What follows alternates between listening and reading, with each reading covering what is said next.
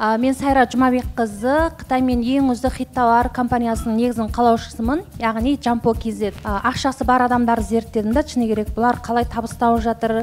Табысты адамдардың барлығы бір-бір кәсіппен айналысады екен да. Мұғалім болып, миллионер болып кеткендер бар ма? Қаншама мықты профессор, докторлар бар мысалға бізде. Білімі соншалықты жоғары, бірақ квартирада жүрген кісілерді де көрдім, я.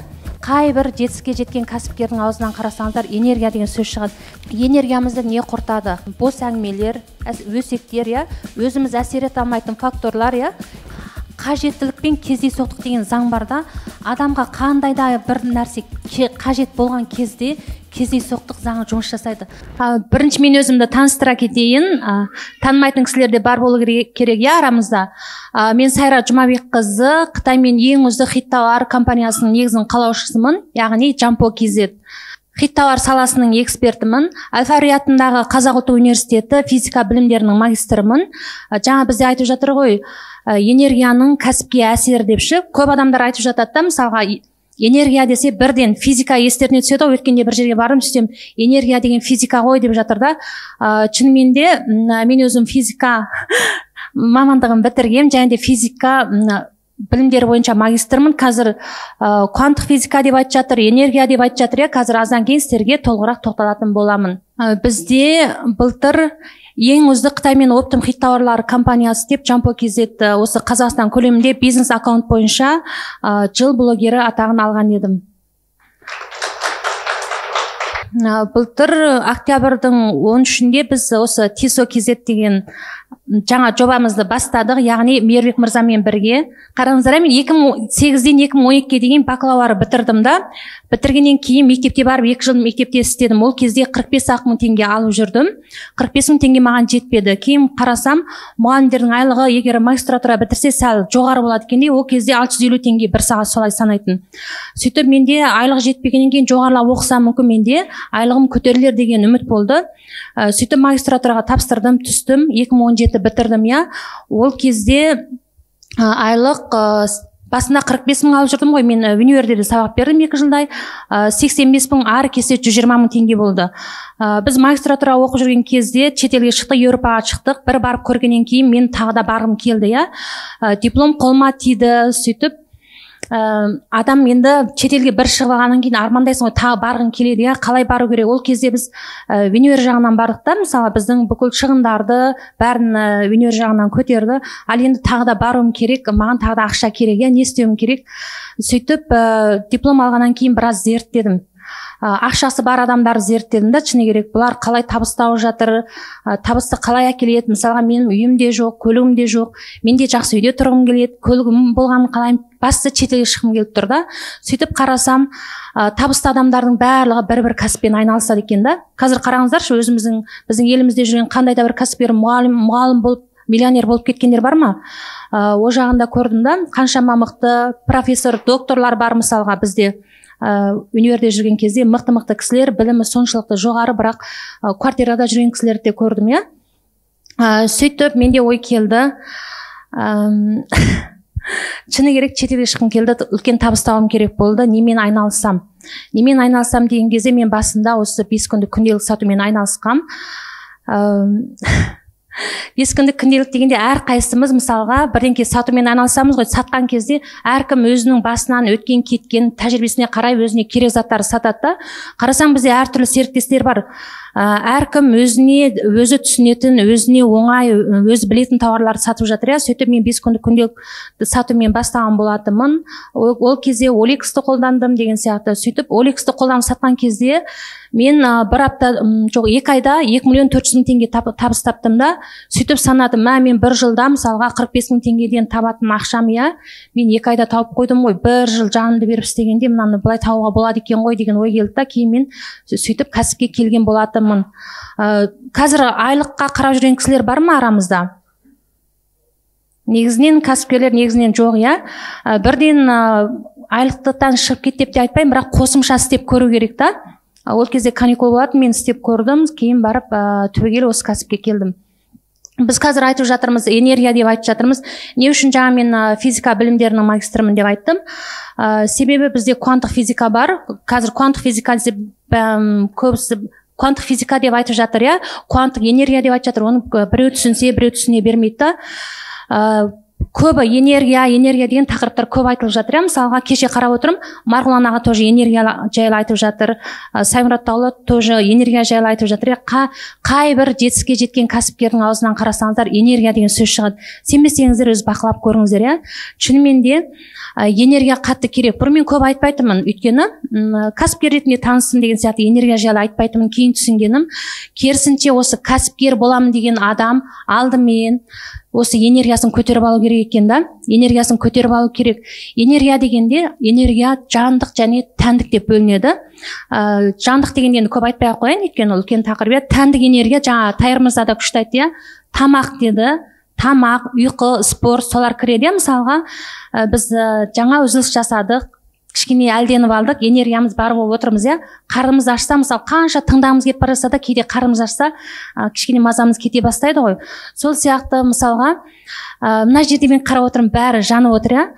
Өздеріңіз, мысалы, сіздер келіп тұрсыздар, иә, мен мына жерде сәлеметсіздер ме деп отырсам, кімге ұнайды? Өшіп тұрсам, иә, ешкімге ұнамайды, иә. Сол сияқты энергия деген бар ғой, қатты тартады. Жаңа айтып жатыр ғой, энергия, ақша деген энергия, оны тоже зерттедім. Басына мен күлетінмін. Сол сөзі мен 2020-да естідім да. Ақша энергия десе күлетінмін да, ол қалай? Сөйтіп ойладым, ол толық ана Инстаграмда сторис салатын кісілерге арналған шығар. Өйткені түрін көрсетіп, сөйткен кезде ақша табатын шығар деп ойлайтын. Олай емес екен. Даже мен түрімді көрсетпеймін, мысалға кейде мен оны көп қолданам. Қай күні сауданың жақсы болатын, қай күні төмен болатын, тіке өзіме байланысты екенін білемін да. Оны кейін ақырын түсінгенде өздеріңіз жайлап түсінетін боласыздар.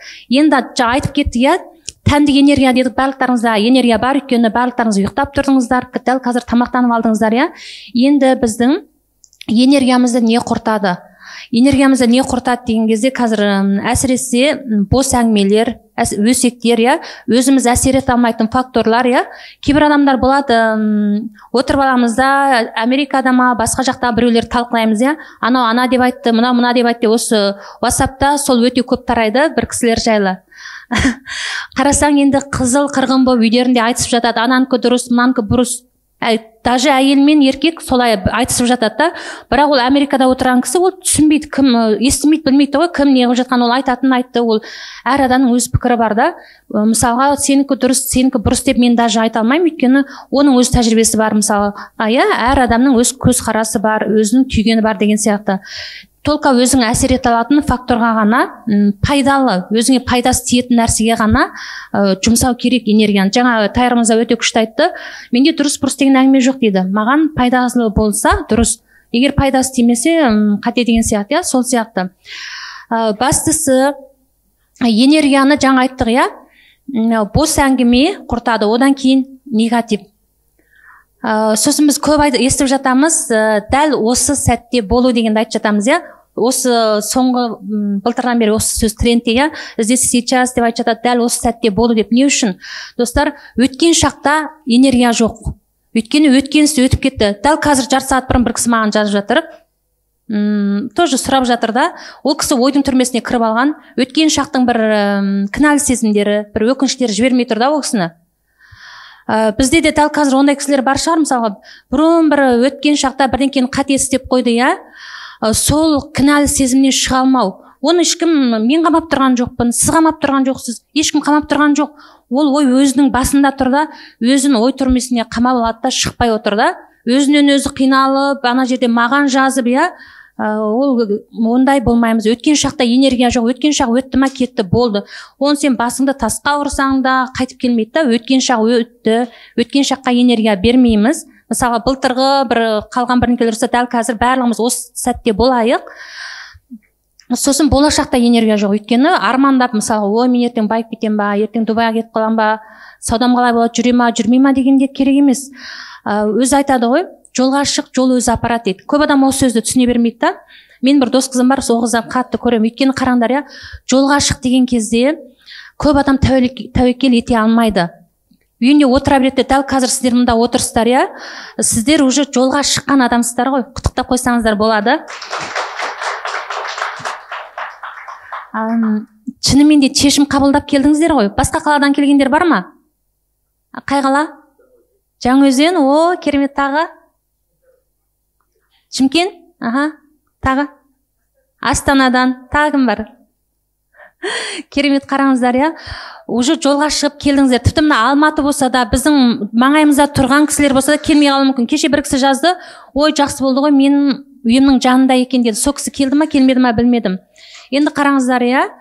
Жолға шық, жол өзі апарат деген кезде көп адам шешім қабылдай бермейді. Сіздер уже шешім қабылдап қойдыңыздар, бастысы келіп отырсыздар да, енді ары қарай бір Аллаға тәуекелдеп жасау керек та, өзі бұйырған жол ашыла береді.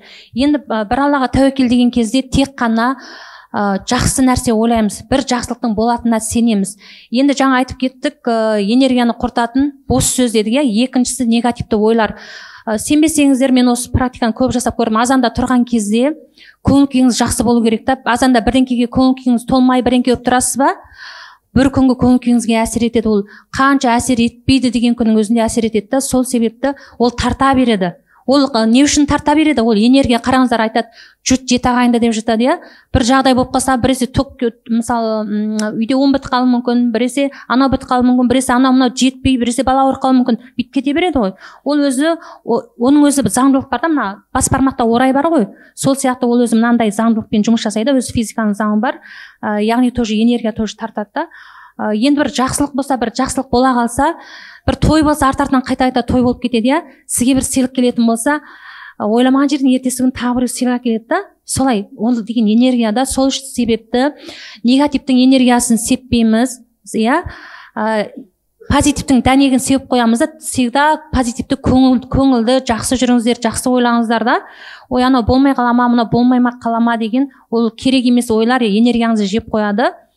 Барлықтарымыз осы сәтте отырмыз ғой, осы жерде. Кімнің ойы басқа жақта? Қашан қайтамыз, қашан бітеді, кеште не жеймін, кіммен кездесем деген ойлар болмасын. Дәл осы сәтте боламыз. Сосын тағы, дәл осы сәтте болудың бар ғой, техникасы бар да. Көп адамдар дәл осы сәтте, даже менің өзім мысалы кейде отырып, ойым басқа жаққа кетіп қалатын болған. Оны қалай істейміз дегенде, адамның өзі 5 сезім мүшесін қосып отыру керек. Мысалға, ең қарапайым, дәл қазір өзіңізді чымчып көрсеңіз болады. Кейде адамдар бір қатты қуанып жатқанда, ой, мені чымчып жіберіңізші, анандай, чымба, өтірік па деп жатады ғой. Сол сияқты сезіну керек та. Дәл осы сәт дегенде бірінші мына көзді қосамыз. Не көріп тұрмын? Кейде былай қарасаңыздар көрінбейді да, бір көздің алдында бір перде тұрған сияқты болады. Көзіңізді ашып, айналаңызға шынымен қараңыз. Қасыңызда кімдер отыр? Жаңа байқамаған боларсыз, бірақ тағы біреу отырған шығар. Қарап көреміз, я? Бағана байқамаған бір адамды көруіңіз мүмкін, басқаша болуы мүмкін, я? Сосын екіншісі мұрын, я, мысалға, одан кейін ауыз, одан кейін құлағым не естіп тұр деген сияқты. Құлақтарыңыз менің даусымды естіп тұр ма, әлде басқа үйде балам жылап қалды ма деген сияқты, баланың даусын естіп тұр ма деген, я? Сосын бала демекші, қараңыздаршы, әсіресе әйел адамдар, я? Біз сеземіз ғой, сезгенде тоже энергия, өйткені бір өрісте болғанда баламыздың жылап қалғанын сезіп қоямыз, я? Сондай болады ғой. Әйелдерде ол мықты дамыған, бірдеңке болғалы тұрау, жақсылық болғалы тұрау, бірдеңке болғалы бүлінгел тұрау деген сияқты сезіп қоямыз. Ол себеп бір энергетикалық өрісте болғанда, кей адамдар болады, бір-бірін жақсы сезетін адамдар болады, я? Досы болуы мүмкін, ерлі-зайыптылар болуы мүмкін, бір-бірінің көңіл күй болмай тұрма, бірдеңке отырма сезіп қоямыз, я? Ол өйткені бір энергетикалық өрісте болған кезде біз сеземіз ол. Бастысы, тек қана жақсы ойлаймыз, бастағы негативтің бәрін алып тастаймыз. Шешім қабылдап келдіңіздер, болды, енді тек қана жақсы ойлаймыз, негативқа жібермейміз. Қараңыздар, мен өзім экспертпін деп айтам, я, тауарка бойынша экспертпін және де практикпін. Өйткені бірдеңке көрсем жасап көрем да, болмасаң да ұқсап бақ дейді ғой, шынымен де адам жасағанда адам жасайды да. Шынымен де бәріміз бірдей адамыз ғой, бәрімізге бірдей уақыт, 24 сағат уақыт берді, бәріміз ұйықтаймыз, бәріміз тамақ ішеміз, я? Ол жасағанда біз неге жасамасқа, я? Сосын тағы айтайын деген, практикпін деген, мен көп нәрсені жасап көрем да, зерттеймін. Сосын еш нәрседе кездейсоқ емес дегенді мен қатты зерттедім. Айтады ғой, Алланың қалауынсыз жапырақта жерге түспейді деп. Мен күздің күні ағаштан сауылдап жапырақтар түсіп жатқанда, сонда мынаның бәрі Алланың қалауымен сауылдап түсіп жатыр ма дейтін да, мысалға. Кейде барамда ағашты сілкілеп көретін, кейде түседі, кейде түспей қалады. Мысалға, енді ол ағашта тіреліп тұрған ештеңе жоқ, еш нәрсе кездейсоқ болмайды. Осы кездейсоқтық заңын мен зерттедім. Сол кезде қажеттілік пен кездейсоқтық деген заң бар да, адамға қандай да бір нәрсе қажет болған кезде кездейсоқтық заңы жұмыс жасайды. Байқасаңыздар, қазір де сіздер осында кездейсоқ келген жоқсыздар, иә? Біреуіңіз мүмкін шетелге шыққыңыз келді ма, біреуге орта керек болды ма, біреуге кәсіп керек болды ма, ойламаған жерден бір жарқ ете түсті, иә? Ойламаған жерден біреуден естіп қалдыңыз, болмаса ойлап отырып Инстаграмды ашып қалғанда бізді көріп қалдыңыз деген сияқты, иә? Қажеттілік пен кездейсоқтық заңы деген бар. Адамға қандай да бірдеңе қажет болған кезде, не деп айтамыз, Алланың қалауымен дейміз ба, сол өзі болады да. Ойламаған жерден біреуге жолығып қаласың ба, сол нәрсе болады. Кездейсоқ еш нәрсе болмайды. Қазір осында барлықтарыңыз отырсыздар, иә? Жайдан жай келген жоқсыздар. Мүмкін бір-біріңізбен танысып қаларсыздар, бір-біріңізге керек адамдар тауып алатын шығарсыздар, иә? Өзі ақырын ойлап қарасаңыздар, өзі келеді, шынымен де. Сондықтан барлықтарыңызды құттықтаймыз. Барлығы еш нәрсе кездейсоқ емес. Бұйырса бірге өсеміз. Осылай шешім қабылдап келгендеріңіз үшін рахмет. Бізге сенгендеріңіз үшін рахмет.